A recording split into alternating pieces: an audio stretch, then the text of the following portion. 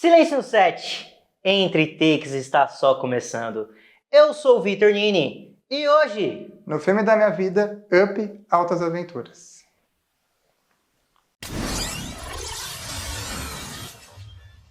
Mas antes, se inscreva no canal, curta, compartilhe e comente. Seu comentário é muito importante e siga a gente nas redes sociais, links aí na descrição do vídeo, aí embaixo do vídeo, tá? Bom, vou para a frase do dia. A aventura está lá fora.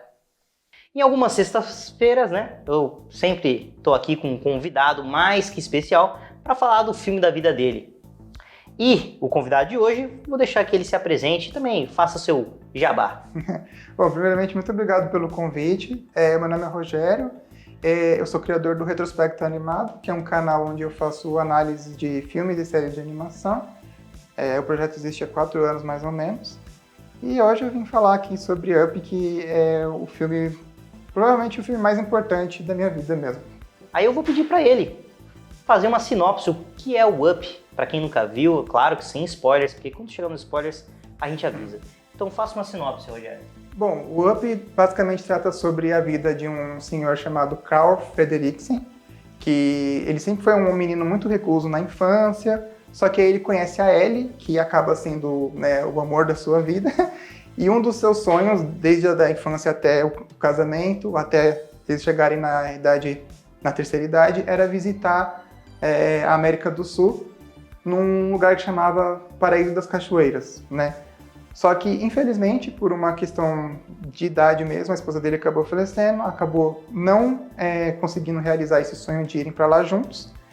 E tem também um certo problema que ele está encarando com a inspeção imobiliária. A casinha onde eles construíram e viveram a vida inteira dele está sendo impedida de se manter ali por conta de um condomínio de luxo que eles vão construir na região. Ele acaba, por revolta disso, machucando um dos operários que trabalhava lá, e ele acaba sendo intimado, né, acho que chama, para responder pela violência que ele cometeu. E mesmo ele não sendo uma ameaça assim, para a sociedade, é recomendado que ele vá para o asilo. Ele simplesmente não quer esse fardo para a vida dele, então ele decide juntar todos os balões que ele juntou durante a vida, né, porque ele trabalhava num zoológico vendendo balões, para fazer com que essa casa voe para o tão sonhado lugar que ele queria viajar com a sua esposa. A partir daí, muitos conflitos e muitas confusões vão acontecer. Bem sinopse da sessão da tarde. Filmaço, gente. Bom, agora a gente vai para a ficha técnica do filme, tá? Vamos lá, classificação. Classificação é livre para toda a família. Você tem 1 hora e 36 minutos de duração, um filme que passa rápido, gostosinho de ver. Às vezes parece que você quer ver mais. E a nota no IMDb, para quem gosta de nota, é 8,3 de 10. Uma baita nota para uma animação ali no IMDb, tá? Bom, o gênero é aventura, comédia, drama e família. A direção e o roteiro é uma duplinha, tá? A gente tem o Peter Docter e Bob Patterson. Esses caras, os chefões ali da Pixar. Porque, ó o que eles fizeram, tá? Fizeram muita coisa, mas eu vou falar algumas coisinhas. Divertidamente, Soul, Wall-E, Procurando Nemo, Monstros S.A. e, a lista é longa. E a gente tem o elenco que eu vou falar aqui, eu vou falar somente de uma pessoa especial para nós, brasileiros, tá? O Carl Frederiksen, assim que se pronuncia? Frederiksen. Sim. Então, ele é dublado pelo Chico Anísio. Então, um dos últimos trabalhos do Chico Anísio, o nosso mestre aqui da comédia, felizmente faleceu. E o Niso Neto, o filho dele, fez o cachorrinho. O Doug. O Doug. Que tem aquela coleirinha ali. Gente, demais. É nisso, na ficha técnica. Você parou, tá gostando do vídeo? Vai lá, comente ali a frase que eu vou falar aqui para você engajar o vídeo, vai? Vamos lá. Casa flutuante. Coloca aí, casa flutuante, escreva outra coisa se você quiser. Se inscreva se você é novo, curta, compartilhe, tá? Agora, vamos para a sabatina. Quero saber de vocês, é a primeira pergunta, que são 2 perguntas em uma. Por que Up Altas Aventuras é o seu filme da vida? Uhum. E em que momento você viu esse filme? Pois é, vou tentar não ser tão prolixo porque eu falo muito. Tranquilo. Mas enfim, já linkando com a própria direção do filme. O Pete Docter, ele é um dos principais anciões do estúdio. Ele foi um dos roteiristas do primeiro Toy Story. Ele estreou na direção com o Monstros S.A., depois ele fez o Up, depois ele fez Divertidamente. E o último filme dele que ele disse que ia assumir a direção foi o Soul, porque hoje em dia ele é mais um CEO assim, da empresa, né? Depois que o John Lasseter saiu, ele acabou assumindo esses cargos mais burocráticos, então ele já não está mais tão envolvido nas questões criativas, né? E uma coisa que eu gosto muito desse diretor é que ele sempre... o processo criativo dele é um negócio que me inspira muito, porque o Monstros S.A. veio num contexto da filha mais nova dele ter nascido. Ele estava trabalhando já nos projetos da Pixar, e por ele estar muito deslumbrado com o surgimento da empresa, que na época estava em ascensão e tudo mais, ele ficava muito pouco tempo em casa e ele levou... Pode falar? Não é bem um palavrão. Não, pode. Ele levou um esporro da esposa dele porque ele perdeu a primeira vez que a filha dele falou uma palavra. Isso comoveu ele a ponto de desenvolver essa história de uma criança, que no caso a Boo, né, em um mundo de monstros corporativos, porque ele literalmente se sentia um monstro por ter perdido a primeira fala da filha dele, né?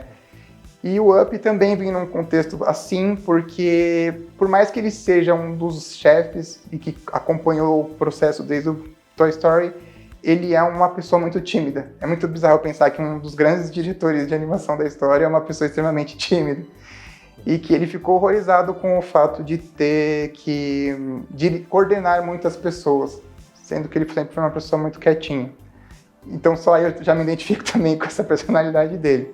E que o maior sonho dele, quando ele estava desesperado no meio de tantas pessoas, era poder viajar numa casa e sumir do mundo. E aí que já veio uma das inspirações para a realização do filme, né? Mas falando assim do contexto em si que eu assisti ao filme, né?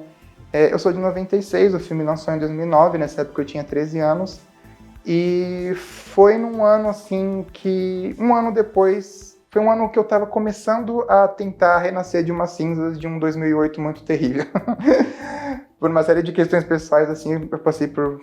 Meus pais passaram por um divórcio muito punk, assim, e eu acabei indo morar com a minha avó. E a minha avó também tinha alguns problemas, assim, com relacionamento com meu avô, e acabou que a gente acabou criando uma irmandade ali. E essa irmandade acabou, tipo, pra fugir desses problemas que a gente tinha na vida real, a gente encontrou no cinema uma forma de conforto. Na época eu estava na escola, então tinha carteirinha de estudante, ela era professora, então a gente pagava muito... Era uma época que o cinema era muito acessível. Sim. Por incrível que pareça, teve esse período. Então a gente começou a frequentar muito um cinema num shopping perto de casa. Quase toda sexta-feira do mês a gente estava vendo alguma estreia. A prioridade sempre era os desenhos, né? Porque eu sempre fui muito apaixonado por animação. E foi muito interessante porque, assim, o Up, ele originalmente lançou no Festival de Cannes. Inclusive, acho que foi a primeira animação da Pixar que teve uma premiere no Festival de Cannes, que é um festival bem renomado da França. E nos Estados Unidos ele lançou em maio de 2009. Mas no Brasil ele chegou com um certo atraso, ele chegou só em setembro de 2009. E antes de setembro, eu comecei a frequentar os cinemas com a minha avó, acho que por meados de julho, no período das férias ali. E todos os filmes que a gente assistiu antes do Up estrear, passavam o período do Up. E a gente acabou criando um certo hype, assim, pro filme. Porque na época eu ainda não tinha muita bagagem de muitos filmes e tal. Então, pra mim, o conceito de ter um protagonista velhinho num filme foi uma coisa muito inédita. E também o próprio conceito de uma casa voadora era um negócio muito bizarro e muito diferente. E a gente ficou muito empolgado em assistir o filme, né? E o filme fala justamente sobre solidão, né? O Carl é um personagem muito solitário. E é aquilo, ele não tem família, ele não conseguiu constituir uma família, né? Porque a esposa dele tentou engravidar e eles não conseguiram. Inclusive, né, tem aquela sequência de abertura que fica muito icônica, né? Do casamento dos dois. E é isso, eu acho que o filme ele acaba dialogando muito comigo por conta dessa questão da solidão do Carl e como ele vai tentando se libertar disso conforme ele desenvolve a relação com o Russell, né? Que é uma espécie de escoteiro. Uma criancinha super hiperativa, enquanto ele é um cara super, super sério, super ranzinza, super na dele, né? E muitas pessoas tendem... Assim, eu percebi, na época, né, que eu assisti o filme, eu, tipo, achei a coisa mais maravilhosa da minha vida e até hoje é o meu filme preferido. Mas depois, assim, com o advento da internet, Letterboxd, essas coisas tudo, eu percebo que muitas pessoas não gostam tanto assim do filme, mesmo ele sendo um filme muito bom. Eu percebo que as pessoas tendem a gostar mais desse comecinho do casamento e rejeitar um pouco a partir do momento que eles chegam na floresta. E eu sou uma das pessoas que sou totalmente contra esse argumento que o filme é bom só na parte do casamento, porque eu acho que, justamente quando você falou da ficha técnica, eu acho que ele é um filme que ele consegue intercalar em todos os gêneros. Ele tem drama, ele tem comédia, ele tem aventura. E eu sinto que quando as pessoas rejeitam um pouco essa parte mais aventuresca do filme, cai um pouco naquele estereótipo de que para uma animação ser validada como série, ela tem que ser só um filme dramalhão sério, ou um anime intelectual como um Evangelho da vida. Eu amo esses desenhos mais cabeça, mas eu acho que o Up é especial justamente por juntar esse lado blockbuster, de aventura, de diversão, pipoca, com esse lado mais intimista, né? Até porque eu acho que tem muitos detalhezinhos que as pessoas acabam não pegando, que são tão impactantes quanto essa cena do casamento.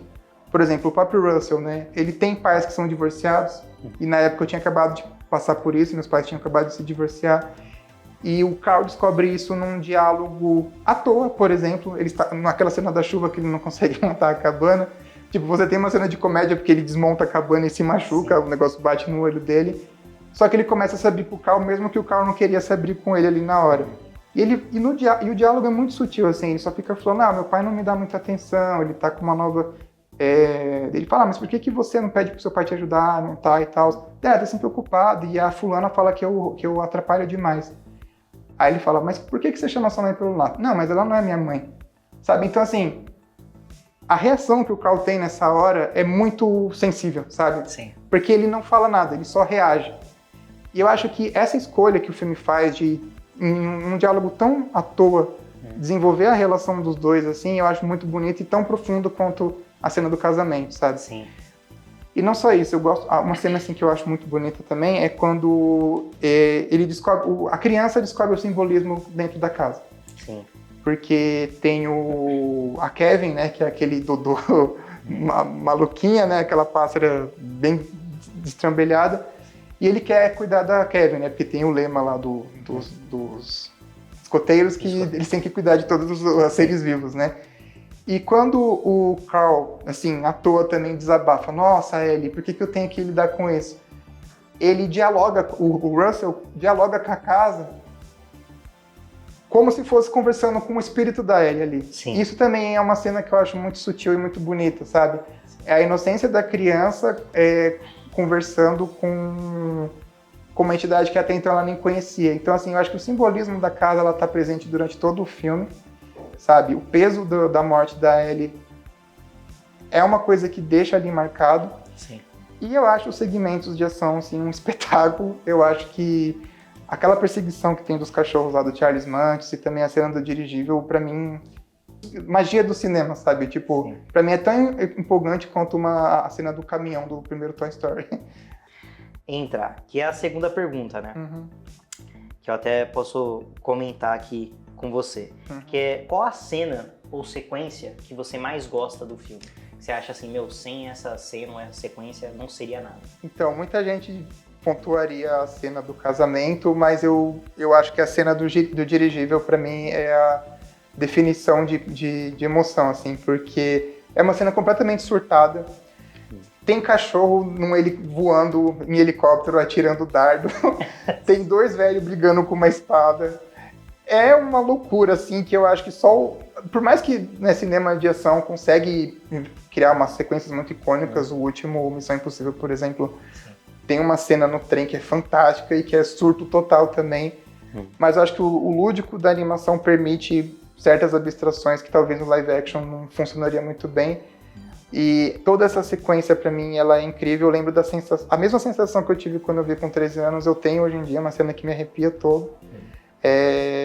E a cena também que antecede um pouco essa, né, que é quando o Charles Manson quer a todo custo sequestrar a Kevin e ele queima parte da casa e parte dos balões também são destruídos, né? E isso faz com que a casa abaixa e ele tem um desentendimento ali com o Russell, né?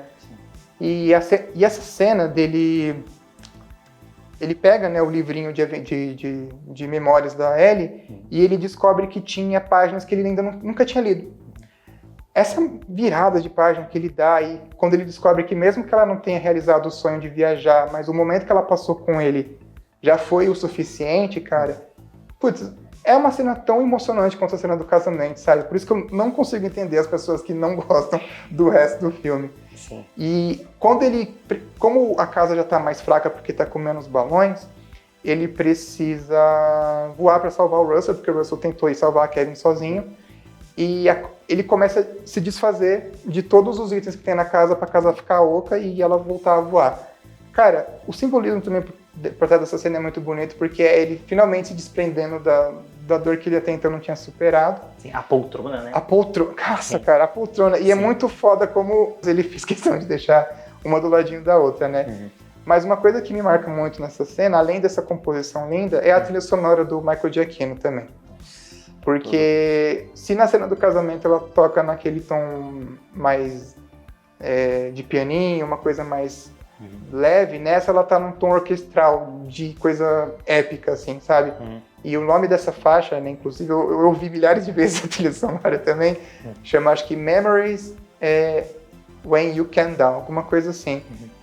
Mas justamente por ele ter essa iconografia tão legal, um design de personagens que é muito único também, porque até então tinha sido o filme mais cartoon que eles fizeram na época, né? Sim. Porque assim, você pega os filmes, por exemplo, o Toy Story, eles têm os bonecos, eles são mais cartoon, mais estilizados, mas os seres humanos ainda têm proporções de seres humanos, né?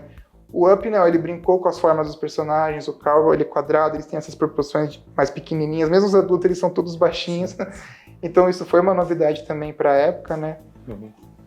E assim, eu não sei se eu tô te cortando demais. Não, tudo bem. Mas assim, se for pra listar, a cena do dirigível e a cena que ele se liberta da dor, eu acho mais tão bonita quanto a cena do casamento.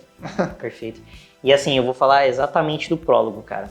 Pelo que você falou, que muito questionamento, todo mundo gosta do prólogo, não gosta do outro. Porque, cara, a Pixar, ela tem muito de fazer aquele exercício sempre antes dos filmes, colocar um curta, né? Ah, isso. E esse filme tem um curta dentro desse filme, que é esse prólogo. Que é esse prólogo, basicamente. Cara, esse prólogo, ele dita tudo que vai ser o filme. Exatamente. Você cria ali o personagem, você sabe porque o personagem tá daquele jeito. E aí, aqui a gente já vai entrar em spoilers, tá? Aí. Você aí que já recebeu um monte de coisa, relaxa que aqui a sabatina é assim mesmo.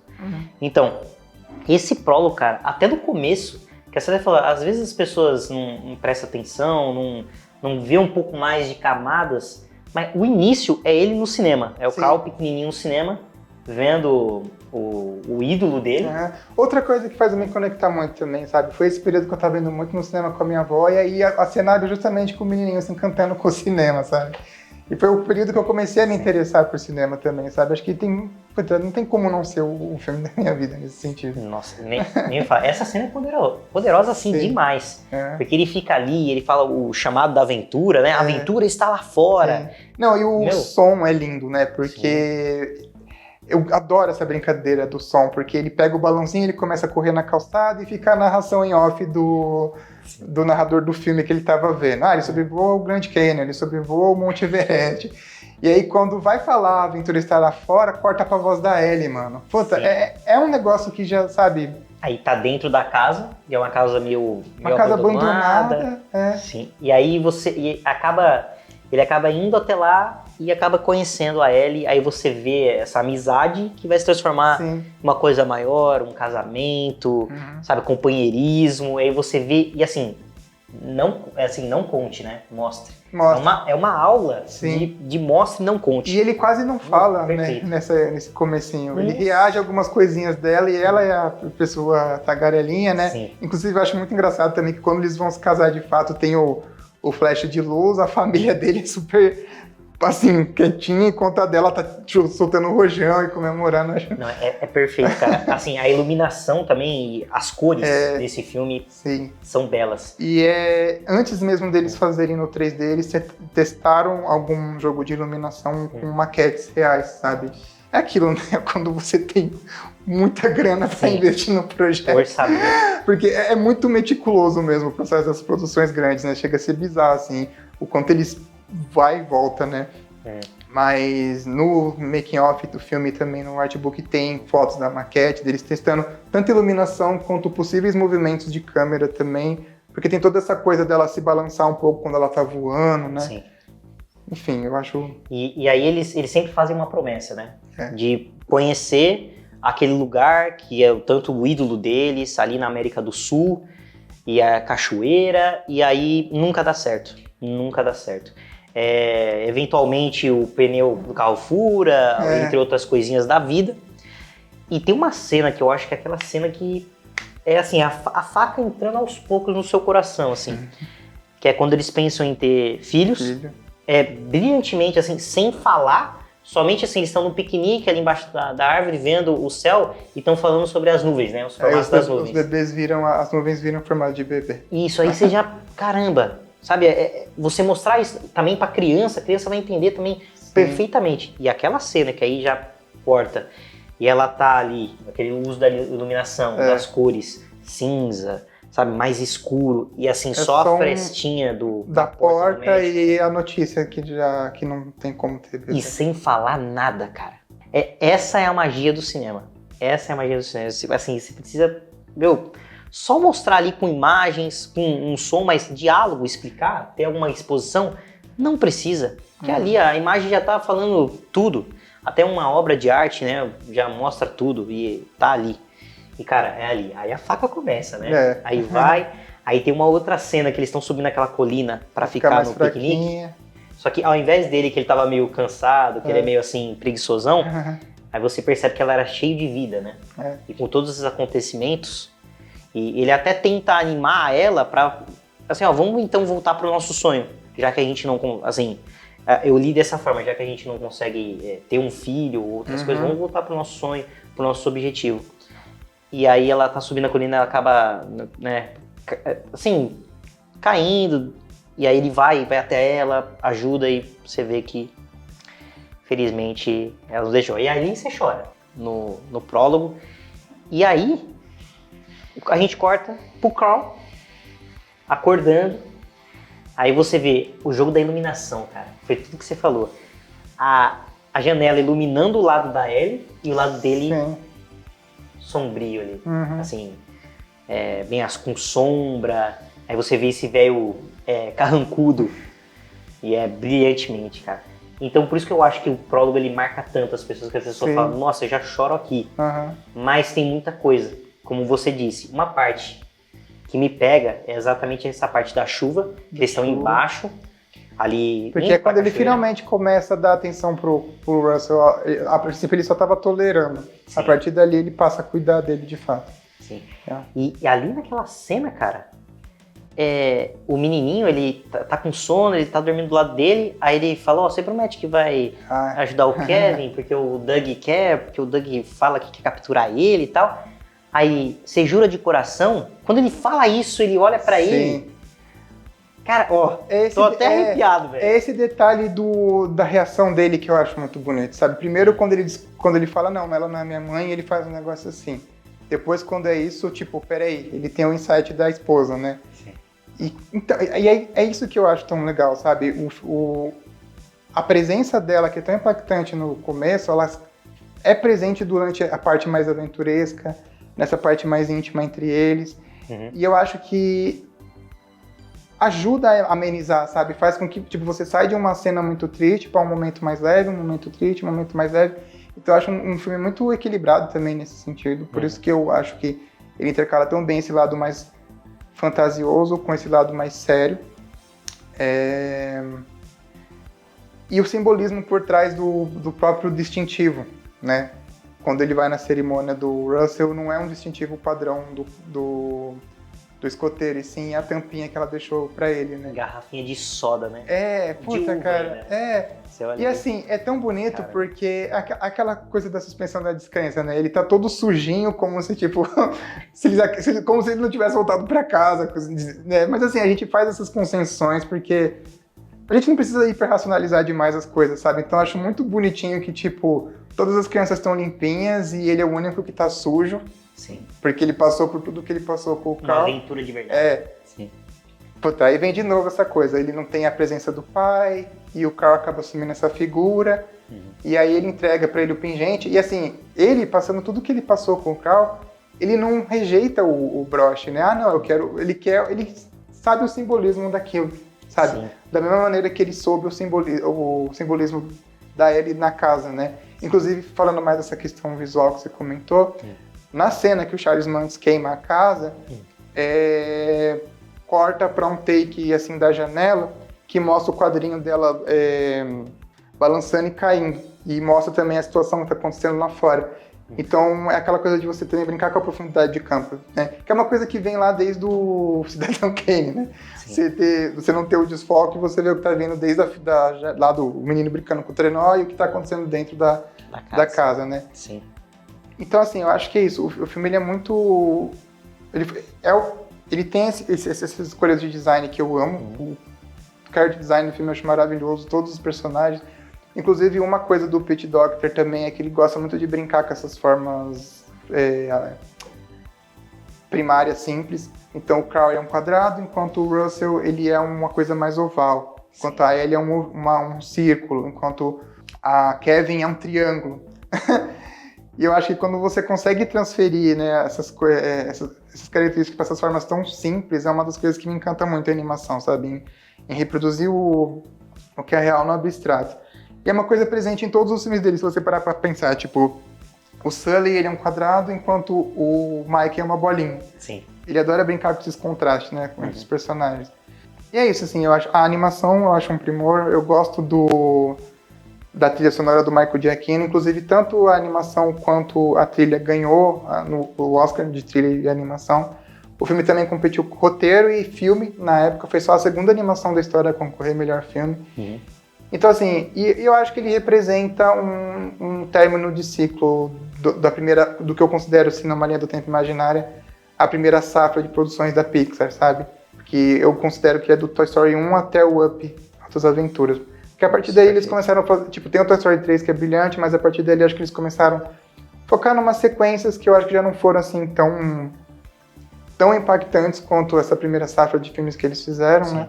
E focar em sequência também, né? Muita sequência. Sim. E aí, assim, eu acho que ele representa meio que tudo que o estúdio podia entregar de legal ali, sabe? Sim. Um caso recente aconteceu também com o Robô Selvagem, da DreamWorks, sabe? Tipo, a DreamWorks tem os filmes mais fraquinhos, mas eles têm os filmes deles também que são muito bons.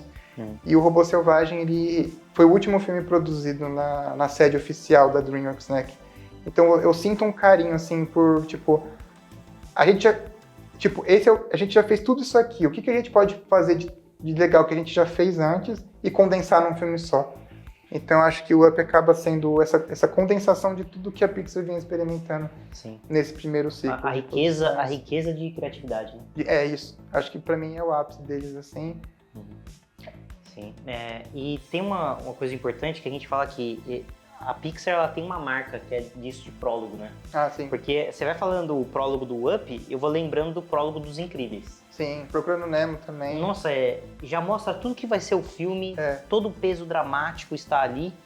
E uma coisa importante desse prólogo do Up é que mostra exatamente o vilão, o ídolo.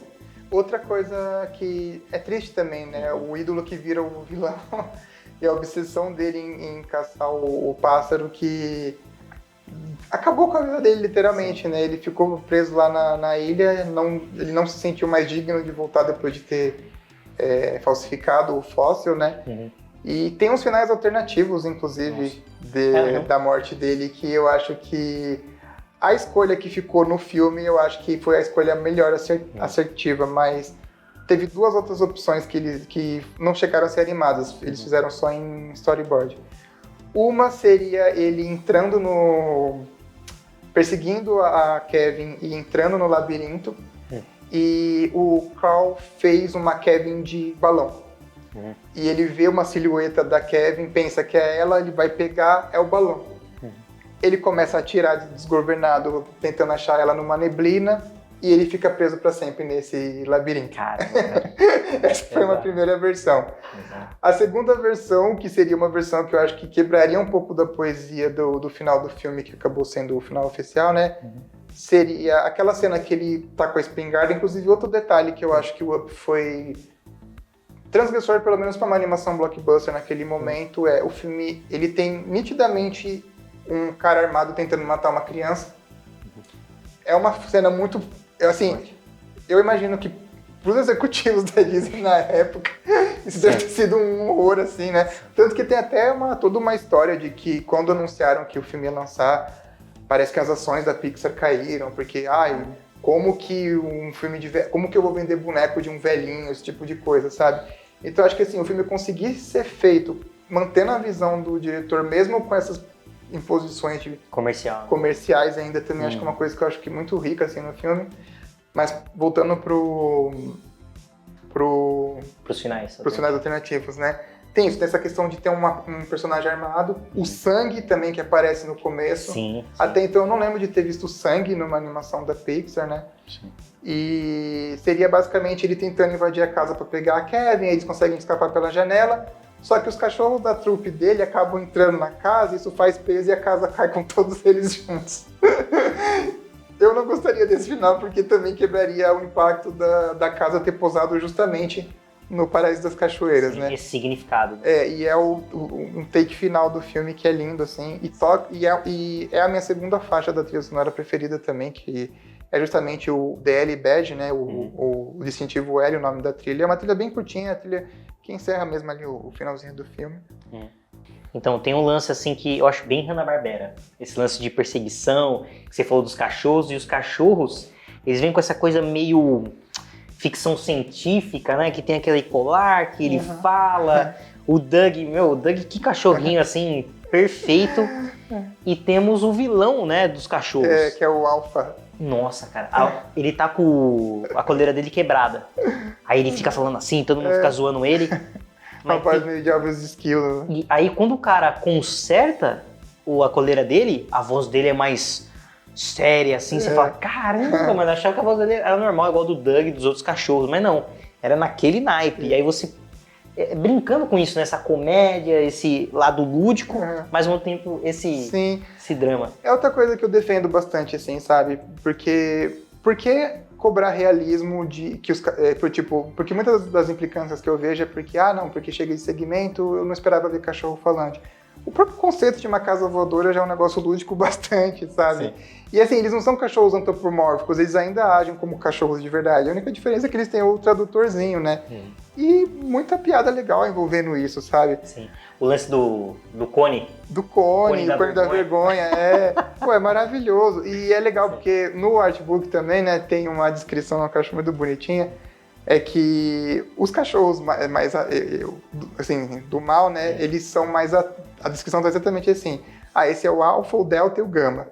Pode perceber que eles são cachorros de raça, não sei o quê, com um porte atlético. Este é o Doug. Ele claramente não é nada disso, sabe? Porque ele é aquele cachorro mais dengozinho mesmo, sabe? E é muito bonitinho, assim, o vínculo que ele cria com o Carl, com o Russell, com a própria Kevin, né? Inclusive, quando ele volta pra... ele tava escondidinho lá na entradinha da casa, né? Quando ele vai salvar o Russell. E aí ele fala, eu tava aqui escondido porque eu te amo, eu posso ficar? Ele, se você pode ficar, claro que você pode, você é o meu cachorro, sabe? Então, assim, são essas pequenas interaçõezinhas, assim, sabe? Sim. Eu fico imaginando uma sala de roteiro, os caras inventando isso, sabe? Porque é um detalhezinho tão bobinho e que volta, sabe? Não é uma piada à toa. Por exemplo, na cena do clímax mesmo, que um dos métodos que ele faz para distrair os cachorros que estão atirando da arma é fingir que tem um esquilo. Como eles são meio bobinhos, eles tentam olhar e eles acabam se batendo, sabe? Assim, eu tenho uma paixão maior por animações mais independentes, porque eu acho que é onde tem um pouco mais de variedade, mas eu acho que a graça desses filmes blockbuster de animação americana é justamente o senso de espetáculo que eles conseguem trazer. E outra novidade também que me marcou muito na época foi o fato de ser em 3D. Na época tava bombando essa coisa do 3D, né? Foi meses antes, inclusive, de lançar o Avatar, do James Cameron. E esse filme, ele foi muito pensado pro 3D, sabe?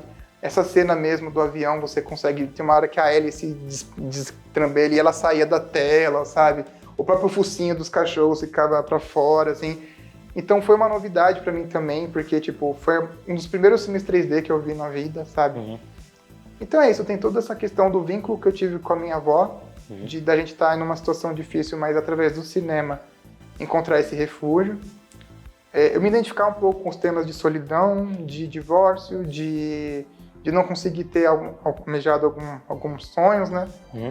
E é isso, a trilha, em termos de narrativa, a trilha, os personagens. Porque, assim, pra mim, às vezes, o roteiro nem precisa ser a coisa mais incrível, mas contanto que o filme tenha personagens que sejam muito legais e uma estrutura que seja coerente, pra mim já me ganha, sabe? Sim. E aí a gente volta sempre nesse prólogo da apresentação, cara. Sim. Porque os cachorros já são apresentados ali. Fala da equipe dele, você vê os cachorros treinando, fala da América do Sul que tem criaturas, fala do fóssil que dizem que foi falso. Sim. Já apresenta tudo ali, todo o conflito, toda a ideia, o lance dele, pô, quero ir, meu ídolo e tal. E aí essas viradinhas no roteiro, cara, por isso que, ó, parabéns, assim, por esse início. Eu concordo com você, cara. Toda a sequência faz total sentido com o que foi apresentado. Não, e ele tem muito suspense também, sabe? Eu acho a cena do jantar com o Charles Manson muito emblemática. O chefe, né? Não, o chefe... Nossa, porque assim... É um cachorro, cara. Ele começa... O Russell, sem querer, revela que eles estão com a Kevin. Cara, o acting do Charles Manson nessa cena é muito incrível, assim, porque ele fecha a cara na hora, ele se transforma ali num monstro. Tipo, ele fala, caraca, peraí, então, vamos lá. Você tá aqui e tal, muitas pessoas curiosas já veio me visitar. Aí ele pega a bengalinha dele assim, um topógrafo catalogando um mapa, ele derruba o capacete. Um botânico catalogando plantas, ele derruba o capacete. Aí ele pega um último capacete que tá numa cabeça de mentira assim, né? Ele enquadra bem na frente da câmera e fala, um velho levando a sua casa pro Paraíso das Cachoeiras.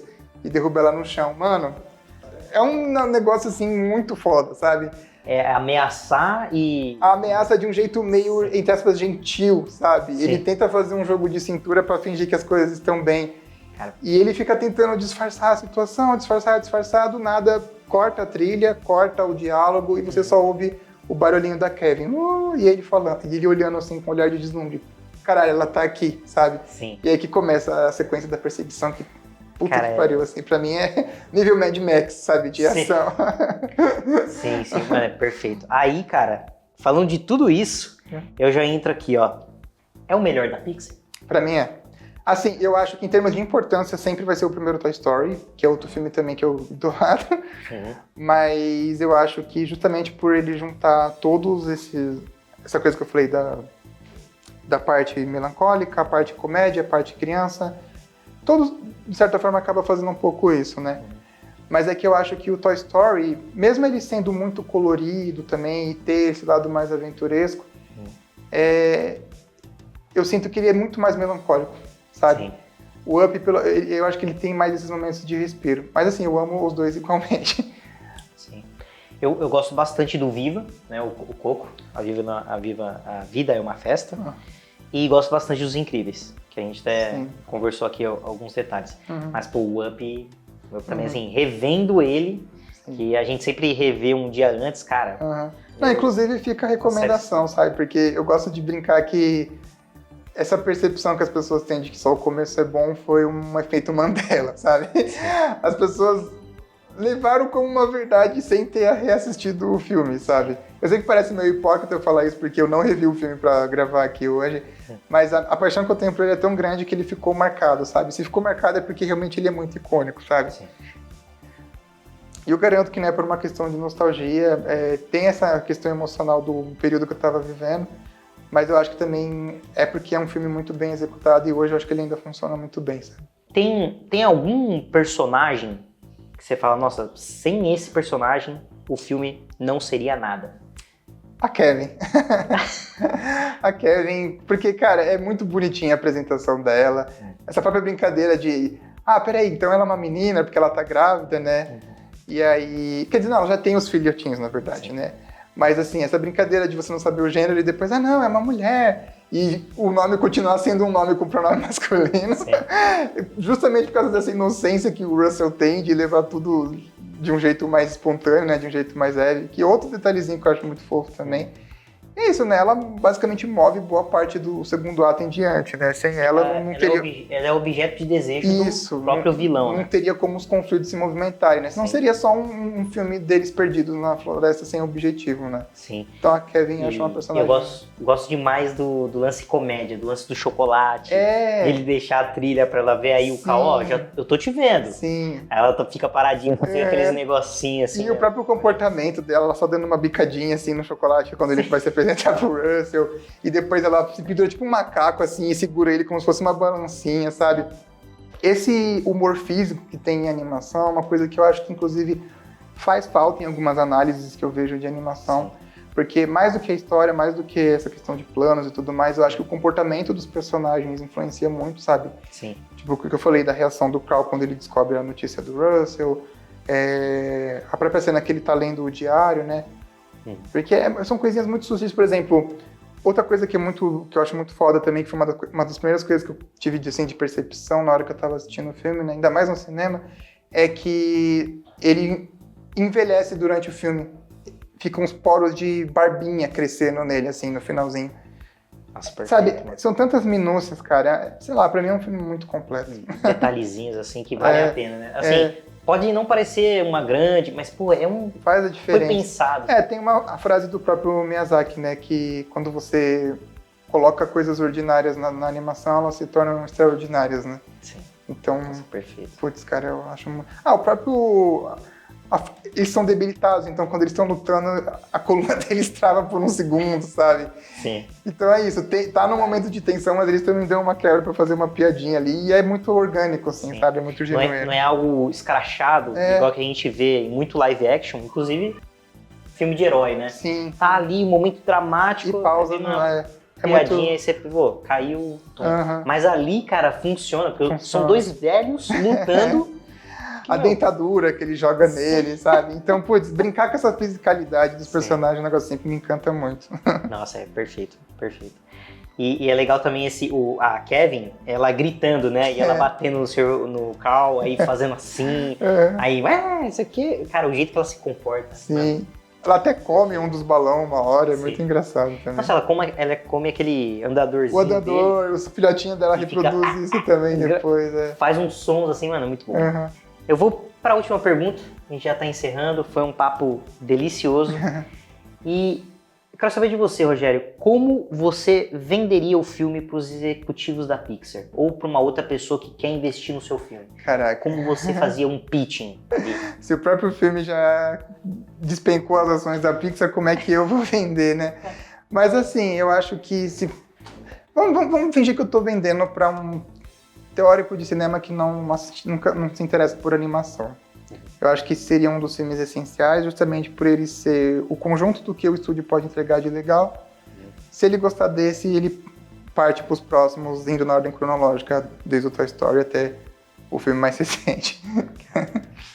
Acho que seria isso, assim, o poder narrativo que a Pixar tinha enquanto potência criativa na época, né? Hoje em dia eu acho que todos os estúdios grandes, eles estão meio que no mesmo grau de irregularidade, eles lançam um filme que é mais fraquinho, um filme que é mais legal. Por um lado, eu acho legal, você não precisa também ter tudo muito padronizado, né? Sim. Novas propostas, inclusive, podem surgir no caminho, né? Eles têm aquele selo de curtinhas lá, o Spark Shorts, que são curtas mais experimentais, que tem até curtinhas em 2D, né? Mas é isso, assim, pra mim, o potencial que a animação consegue entregar em como ver um espectador adulto sem deixar esse lado infantil e de espetáculo de lado, sabe? Perfeito. Bom, só tenho que agradecer aqui o Rogério pelas histórias compartilhadas com esse filme. Ó, cara, me emocionei aqui, não só de reassistir o filme, mas você contando as histórias aqui, e foi maravilhoso. Obrigado, viu? Que agradeço o convite. E eu deixo aqui o espaço para você. Quer finalizar com alguma coisa? Quer falar alguma coisa? Fique à vontade. Quer fazer mais o jabá? Fica à vontade. Basicamente é isso.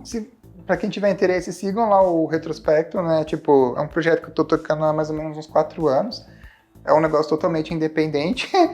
Mas assim, eu tento trazer um pouco do meu recorte, eu falo de um pouco de tudo, basicamente, lá, né? E fique o convite também de vocês que quiserem participar de alguma collab lá, de alguma pauta em específica, de algum filme que vocês gostarem. E é isso, reassistam Up se você tem essa fake news e você tenta mandar ela de que só o começo é bom. Eu acho que é um filme muito perfeitinho até os dias de hoje. Não, maravilhoso. Bom, vou ficando por aqui. Já sabe, links de tudo que a gente comentar aqui tá aqui embaixo, nossas redes sociais. Vou colocar também o canal do Rogério, tá? Fique à vontade para visitar lá. Ele tem vários conteúdos ali. Tá falando agora do Oscar, né, de animações, tá fazendo os comentários ali. Então, confere lá, tá? Vocês já sabem, né? Ritual padrão, curta, compartilhe, né? Comente e se inscreva se você é novo. Eu vou lá gravar um negócio, porque entre um take e outro,